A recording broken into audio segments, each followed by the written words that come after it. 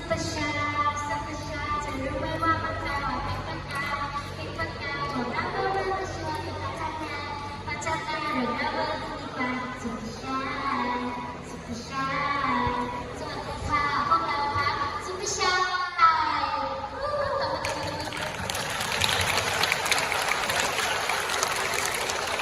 สวัสดีค่ะพี่ชื่อเด็กหญิงวรวรรณพุทธชาติสวัสดีครับพี่ชื่อชายมาจากพัทยาครับ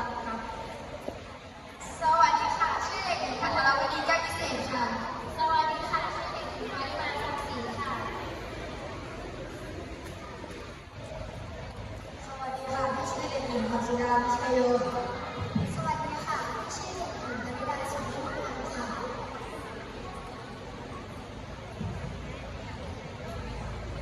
สวัสดีค่ะวันนี้พี่จะมาพูดถึงชื่อพักนะคะชื่อพักของพี่ชื่อว่าซุปเปอร์ชายซุปเปอร์ชายแปลว่าเป็นประกายของพี่นะคะหมายถึงว่าการแสดงให้เห็นว่าเราเก่งขนาดไหนสนุกขนาดไหนชอบขนาดไหนพักของพี่อยากจะให้น้องๆได้แสดงความเป็นตัวเองออกมาไม่ว่าจะชอบเล่นบอลชอบวาดรูปชอบเต้นหรืออะไรต่างๆพี่ก็อยากจะให้น้องนะคะได้เป็นประกายในแบบของเราเองค่ะต่อไปจะเป็นวิสัยทัศน์ของพักพี่นะคะ